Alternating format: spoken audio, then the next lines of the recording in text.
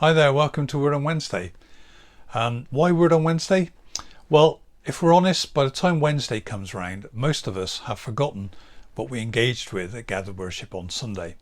So this is an idea about pausing midweek and reconnecting with the things we looked at Gathered Worship on Sunday and what God might have been saying to us and is continuing to say to us. Through July, our background theme has been one of building and encouraging. And we've been looking at some material from Faith in Kids called Who Am I? And the idea is we want to build a foundation of understanding in terms of who we are in the eyes of God and who we are and where we fit within the plan of God.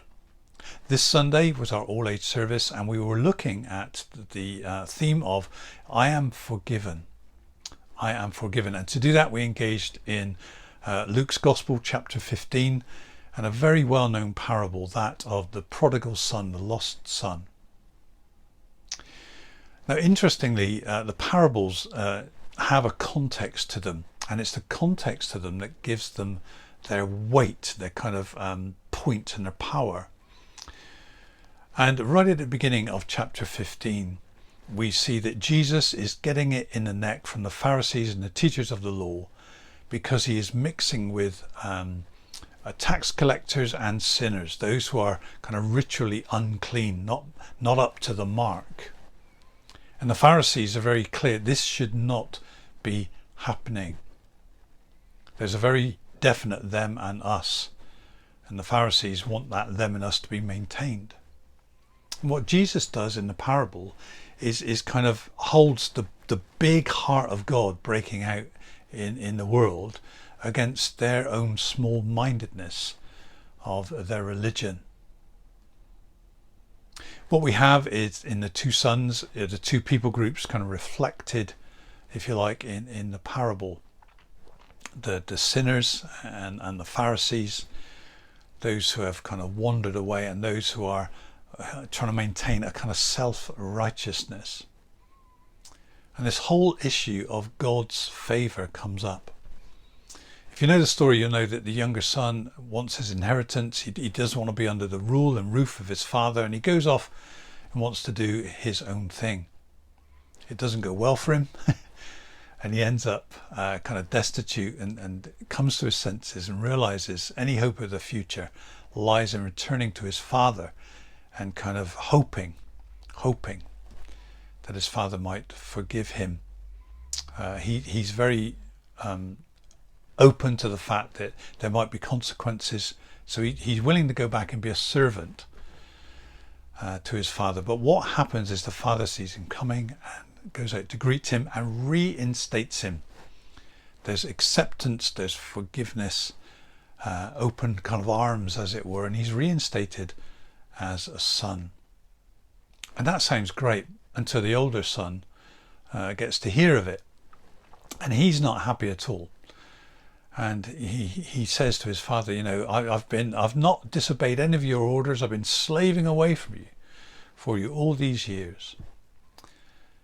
And it's here we get this kind of revelation where grace reveals a hard heart. Grace reveals the kind of binding power of self-righteousness. See, how did he understand he was to earn the favour of his father?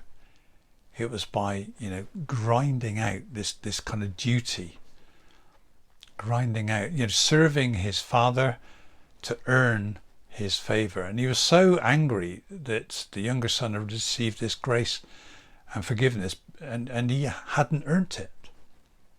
He had not earned it, and that's what kind of riles him. He'd been slaving away to earn the father's favour, and this wayward brother receives it, and he hasn't earned it. And so here we have this whole issue of grace breaking out into the world, the big heart of God breaking out into the world. You see, grace is unmerited favour, and it's the kind of point of the story. The younger son does not deserve God's favour. He doesn't deserve the favour of his father, and yet it comes. That the father runs out to meet him with open arms and an open heart. He does not deserve it, and yet he receives it. And of course, grace is incomprehensible to the self-righteous heart and mind. It's a great story of God's grace breaking out into the world. And as we see the two people groups represented by the sons in the story, we also are invited to kind of see ourselves in the story too. Those who may, those situations where we may have wandered away from the Father that we have known. And those situations where we have become resentful in trying to grind out the faith. And the message of the story, of course, is that there is grace for all. The Father goes out to meet each son, doesn't he? Each son is trying to control their own destiny. But it doesn't work. For one, it ends up in hard-heartedness. For the other, it ends up in destitution and brokenness. But in the parable is this incredible message of God's grace. The Father goes out to meet them.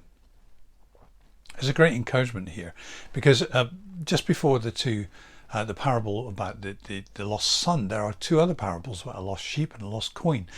And it's interesting if you note the reaction that kind of happens when that which is lost is found. There's celebration in heaven. Celebration in heaven. So this parable is a great message of grace and opportunity to receive grace afresh wherever we find ourselves. So I don't know where it landed for you on Sunday, and I'm not sure where it lands for you now, but grace is unmerited favour, and it is ours if only we would turn and receive it. The Father heart of God breaking out into the world. It's an encouragement, isn't it? That when we realise that we are not where we could be, not where we should be, there is grace on offer. We can return. See, the Father wants us back. The Father wants us back. The Father wanted his sons back in relationship with him. Interestingly, the parable doesn't end with a kind of resolution.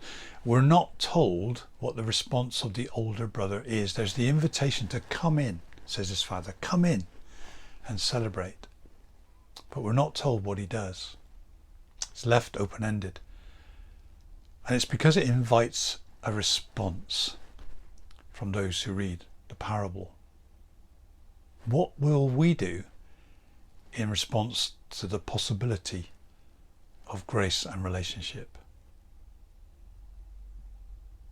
So just encourage you to keep working with that, and to maybe firm up your response to God's grace, the open arms of the heart and the heart of the Father.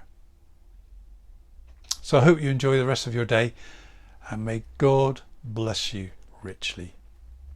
Amen.